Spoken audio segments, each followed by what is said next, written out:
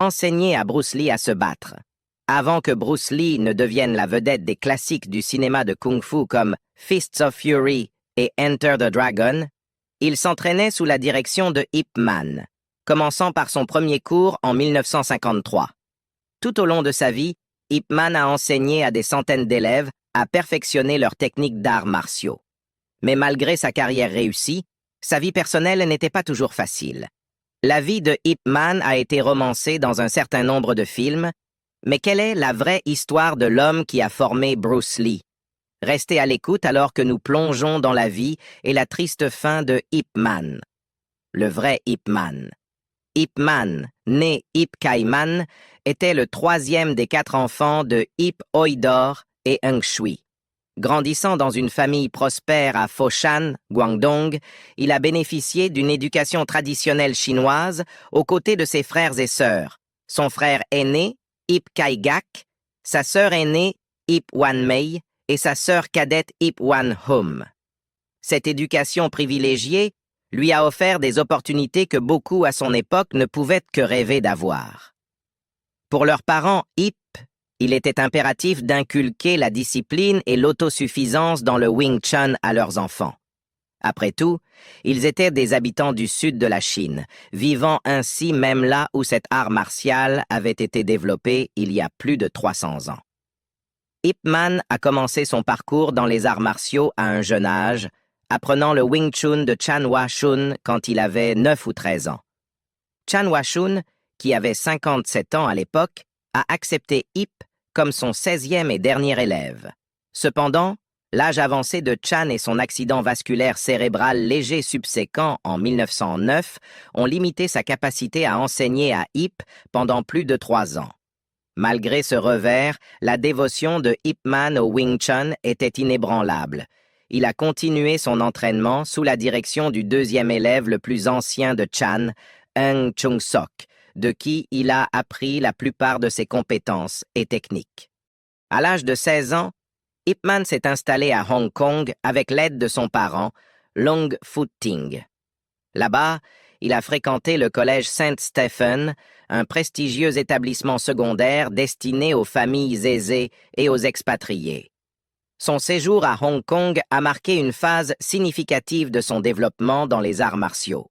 6 mois après son arrivée, un camarade de classe nommé Lai lui a présenté un expert en kung-fu qui séjournait chez la famille de Lai. Cet expert s'est avéré être Long Bik, le fils du légendaire maître de Wing Chun Long Jan. Ip Man, confiant dans ses capacités et invaincu à l'époque, a accepté avec enthousiasme le défi de se mesurer à Long Bik. La rencontre a été une expérience humiliante pour Ip Man. Il a été rapidement et définitivement battu. Déterminé à comprendre et à apprendre de sa défaite, Ip Man a demandé un deuxième combat, seulement pour être battu tout aussi facilement. Découragé par sa défaite aux mains de Long Bik, Ip Man est parti sans un mot, se sentant tellement déprimé qu'il n'osait pas mentionner son entraînement au kung-fu à quiconque. Une semaine plus tard, son camarade de classe Lai lui a informé que Long Bik avait demandé de ses nouvelles.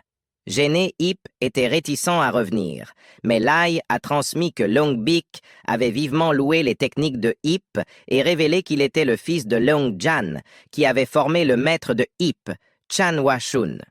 Cette révélation a ravivé la passion de Ip, et il a continué à s'entraîner sous Long Bik jusqu'à la mort de Long en 1911.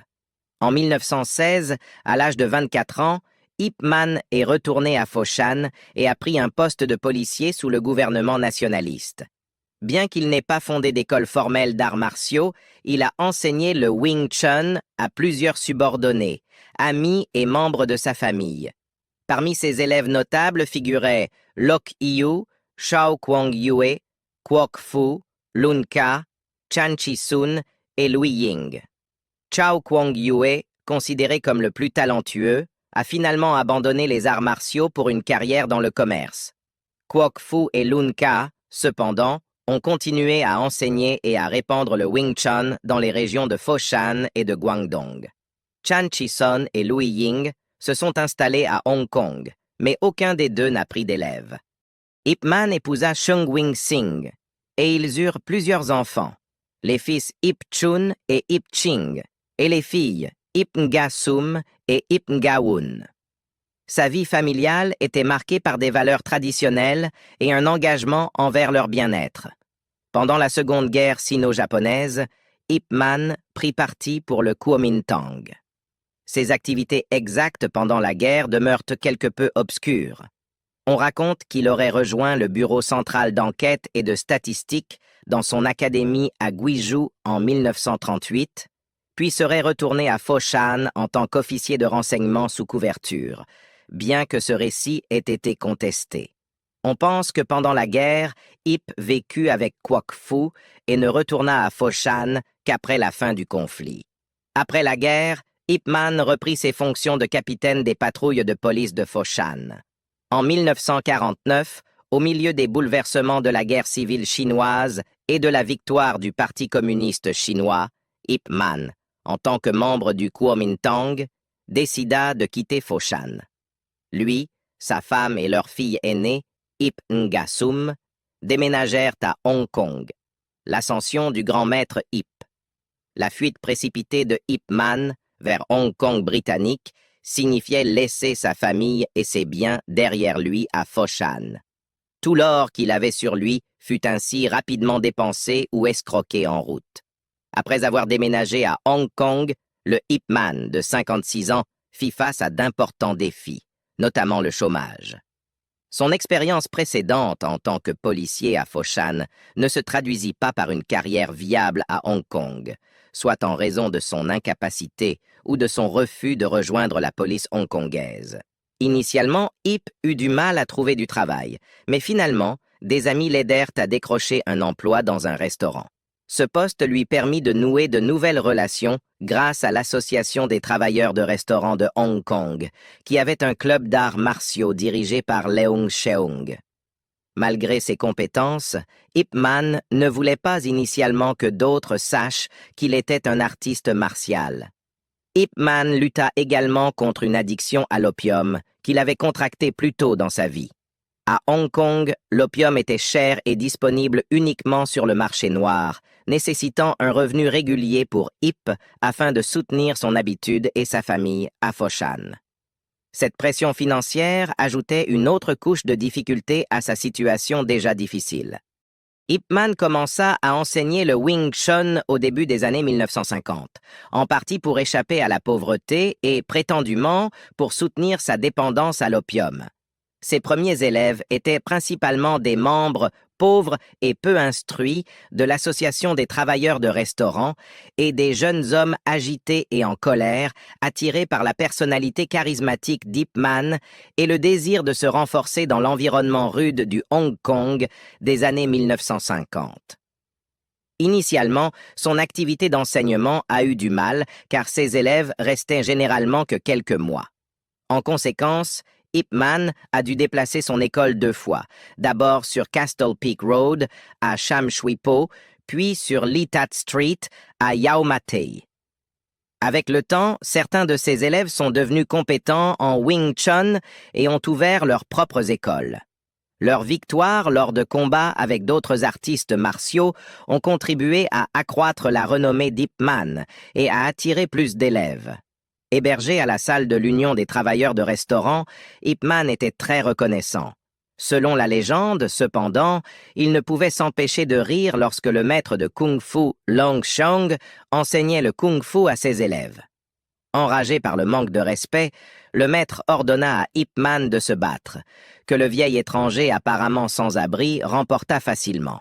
« Tout ce que vous faites, c'est faire frapper l'air à vos élèves, » dit Ip Man. Mais l'air ne riposte pas. Que se passe-t-il lorsque vous faites face à un ennemi qui le fera?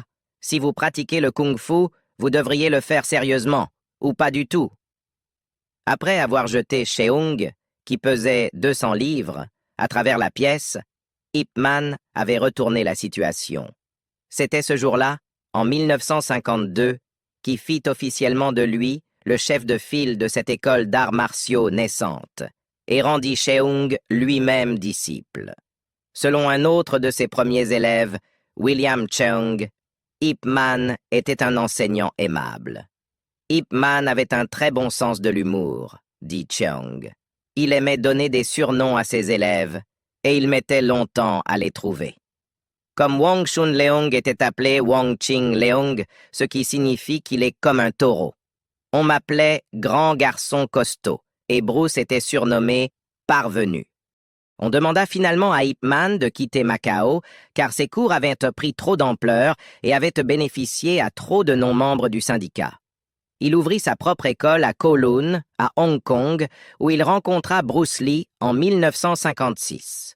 Le jeune homme de 16 ans venait de perdre un combat contre des membres de gangs rivaux et était impatient de perfectionner ses compétences.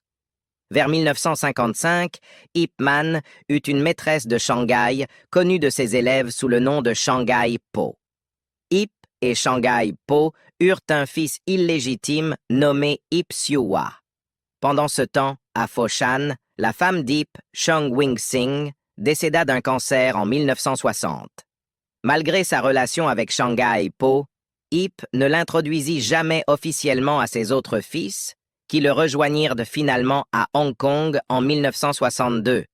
Dans les années 1960, la renommée d'Ip Man avait considérablement augmenté dans la communauté des arts martiaux de Hong Kong.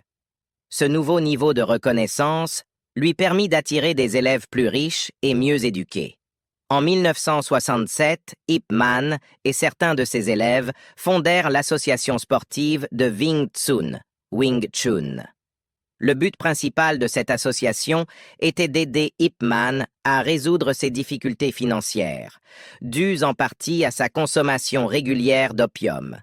L'un de ses anciens élèves, Duncan Long, prétendait qu'Ip utilisait l'argent des frais de scolarité pour soutenir son addiction.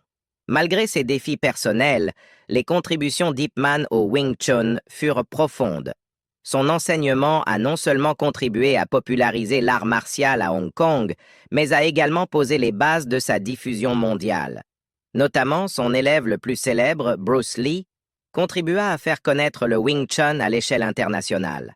La maîtresse d'Ip mourut d'un cancer en 1968 et leur fils, Ip Siu-Hwa, devint plus tard un pratiquant de Wing Chun comme ses demi-frères. L'homme qui a formé Bruce Lee. Ip Man et Bruce Lee partageaient une affection mutuelle pour les blagues pratiques, utilisant souvent leur esprit et leur sens de l'humour pour maintenir une atmosphère légère. Ils se battaient parfois avec leurs poings recouverts de poudre qui démangeaient ou utilisaient des vibrants de poignées de main sur des étudiants qui s'y attendaient pas. Au-delà de leur humour, leur lien était solidifié par leur dévouement au Wing Chun. Bruce Lee, qui ne montrait initialement qu'une habileté modérée, devint le plus habile étudiant d'Ip Man sous sa direction méticuleuse.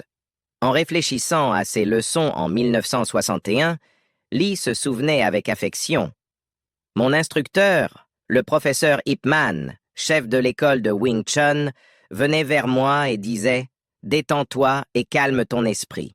Oublie-toi et suis le mouvement de ton adversaire. Laisse ton esprit, la réalité de base, faire le contre-mouvement sans aucune délibération interférente. Avant tout, apprends l'art du détachement. » Alors que la vie professionnelle d'Ip Man prospérait, sa vie personnelle était marquée par la tragédie. Ip Man rencontra Chung Wing-sing à Foshan, en Chine, où ils ont tous deux grandi. Ils se sont mariés et ont fondé une famille, accueillant 2 fils, Ip Chun et Ip Ching, et 2 filles, Ip Arsum et Ip Arwun. Leur vie à Foshan était confortable et stable, soutenue par la richesse et les propriétés d'Ip Man. Cependant, leur vie tranquille a été brisée en 1937 lorsque le Japon a envahi la Chine, forçant Ip Man à rejoindre l'armée. Pendant les 4 années suivantes, il fut séparé de sa famille, ce qui leur pesa énormément. Chung Wing-sing tomba malade pendant son absence et, sans Ip Man pour gérer leurs affaires, la ferme familiale souffrit énormément. La guerre épuisa leurs ressources et Ip Man, qui avait grandi dans la richesse, se retrouva confronté à la pauvreté. En 1949, le Parti communiste sortit victorieux de la guerre civile chinoise, créant une situation périlleuse pour Ip Man et sa famille en raison de son association avec le gouvernement nationaliste. Conscient du danger, Ip Man décida de fuir à Hong Kong, n'emportant que ses possessions les plus précieuses.